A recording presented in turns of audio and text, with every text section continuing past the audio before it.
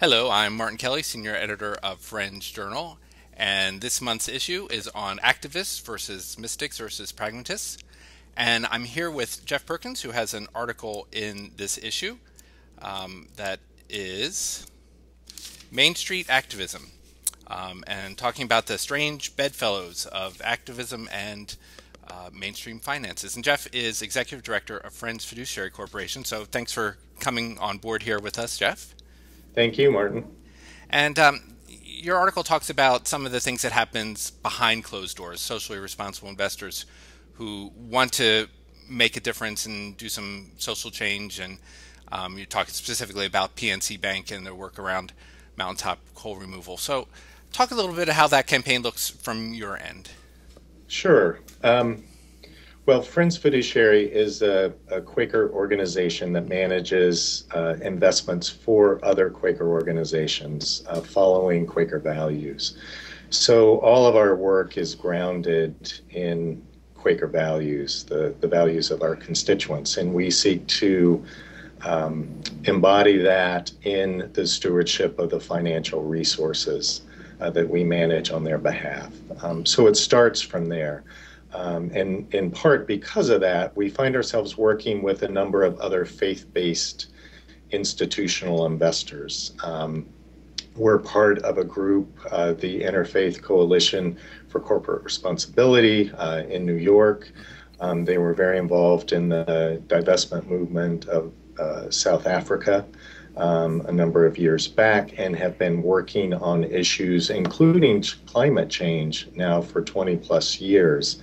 And much of our work is done in concert with other faith-based and socially responsible investors. So with the PNC engagement, we worked with several Catholic women's religious groups, as well as a for-profit socially responsible investment management group as well.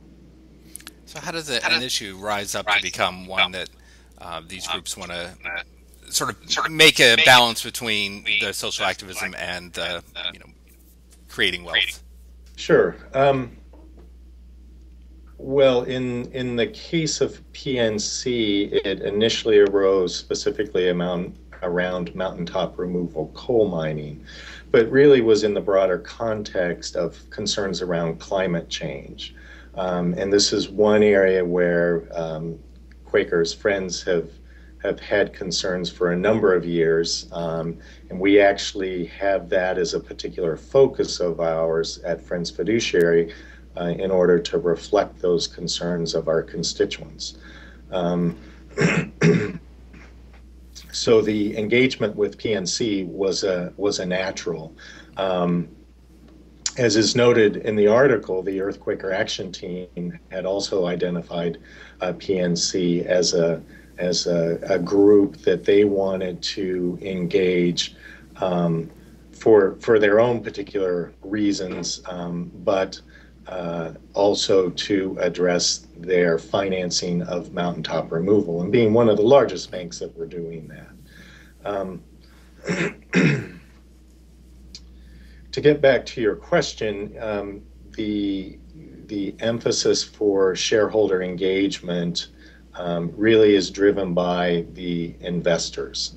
So there was a particular group of us that were concerned around climate change, mountaintop removal, and with PNC in particular. And we happen to hold stock in PNC. And we work only at Friends Fiduciary, we engage only with companies in which we have an ownership interest. We don't go out and buy the minimal amount of shares to do shareholder advocacy work. We don't have the staff to do that. And from a Quaker perspective, we think there's great integrity in entering into an engagement with the company with interests aligned. We have a vested interest in the success of the companies that we invest in, and we want them to be successful. We want them to do that in a socially responsible manner. And so we really see our interests aligned when we engage with companies, ways to help them understand investor concerns around issues like reputational risk, climate risk in their operations, that sort of thing. Do you sort of, one of the things you said sort of, I guess, more towards the end was talking about how PNC should probably be moving beyond this kind of work anyway. Do you sort of think that maybe Friends are kind of identifying, where a group like PNC Bank should be 20 years from now and kind of helping them get there? Is that sort of part of what you're doing? Well, I think that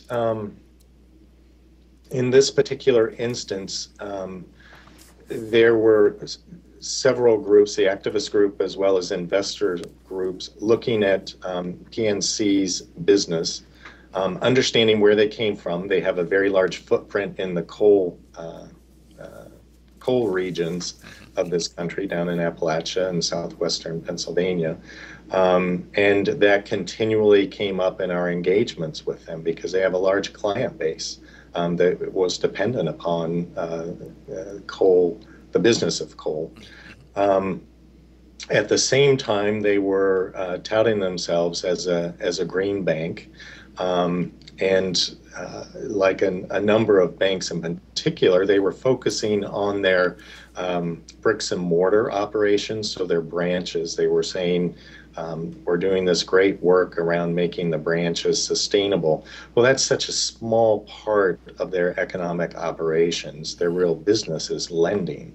And part of what the investor group focused on, and this evolved over our 4-year engagement with them. Initially, the focus was primarily on mountaintop removal, but quickly extended to what we call financed emissions, or what's the greenhouse gas emissions impact of the industries and businesses that they're financing. What's the impact of the loans they're making on climate change, and how are they assessing that potential climate risk in their lending portfolio as well as in their investment portfolio. Sure.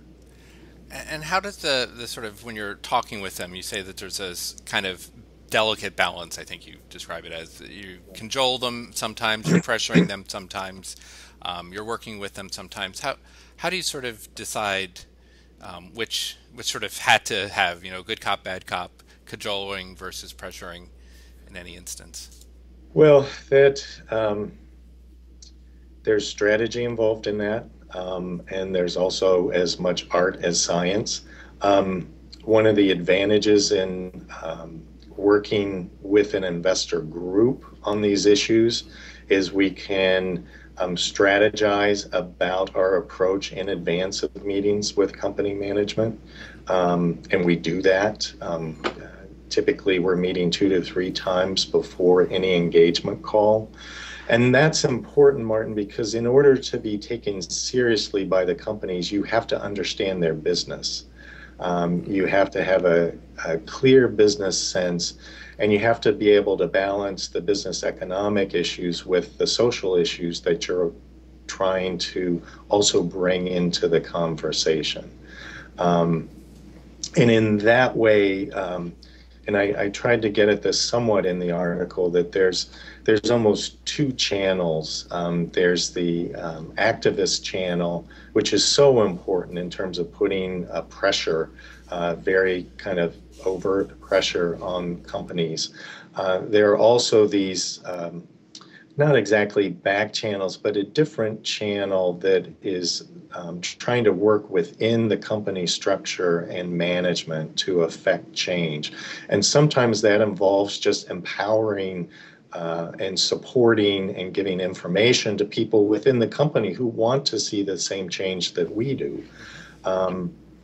At other times, it is moving from a dialogue to filing a shareholder resolution, which generally companies don't like, to have resolutions put forward by shareholders that make it to the proxy.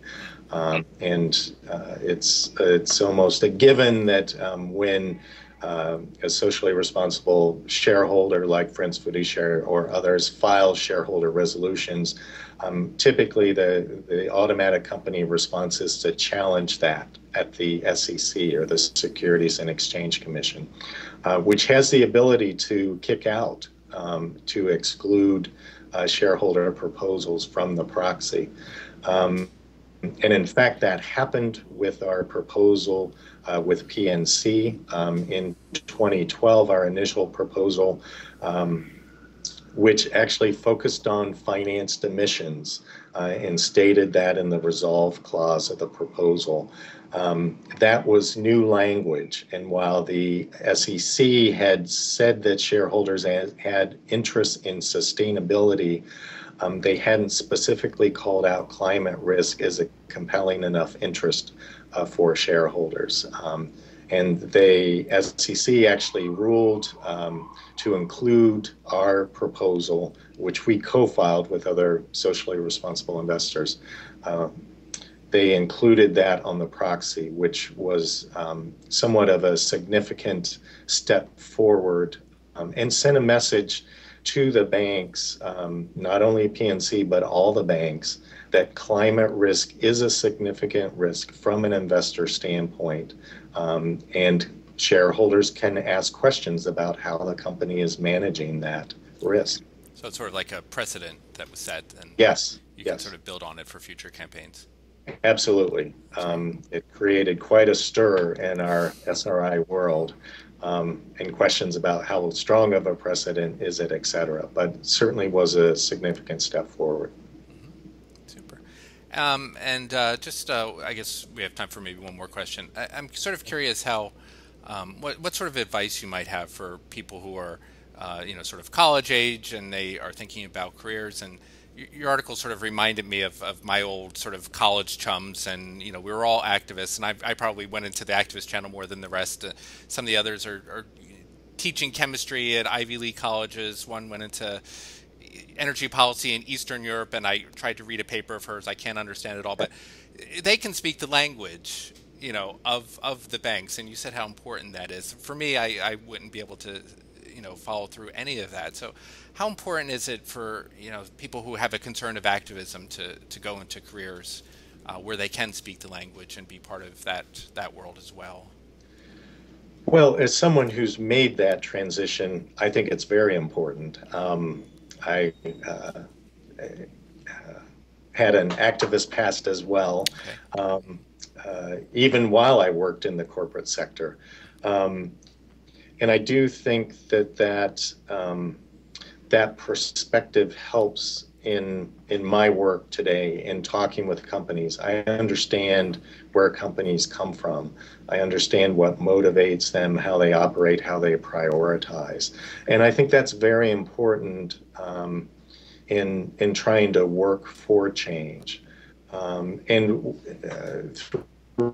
Throughout this process with PNC, not only was Friends Fiduciary and me engaging with the company, we also were engaging with Equate, the Earth Quaker Action Team as well as other nonprofits that were looking to affect change with PNC.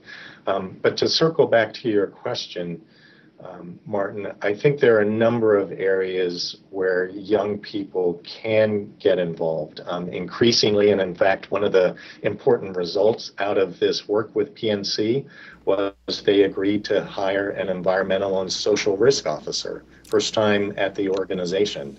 That's part of the long-term change we see that is important out of the investor engagement with PNC. That's one thing that we were encouraging them to do. So there's a whole new opportunity set of careers for young people who want to get into environmental concerns, environmental issues within companies. Because ultimately, in our current society, corporations play an outsized role, and it's important that they be responsible in fulfilling that role within our society. And that happens when there are people of integrity and good intent and and with the right values in those companies. And there are many people in the companies now that have those values. As I noted, part of our role is to try and empower them to work within their existing systems. And that often happens with sustainability officers. We will oftentimes try and elevate their role within the organization. We'll say, we think it's important that the board hear from their sustainability staff on a regular basis.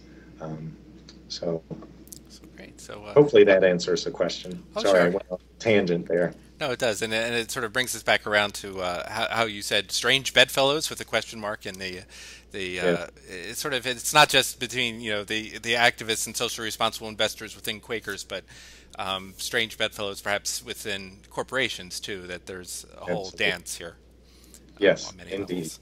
So this is the June-July issue, and the issue is on activists versus mystics versus pragmatists, with the subtext being maybe these aren't verses, that these are, again, another type of dance that we do.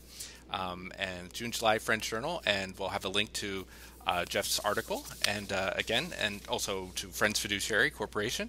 So thanks for writing this, Jeff, and thanks for coming on the video chat here with us. Thank you for having me, Martin. Okay, take care. Thanks.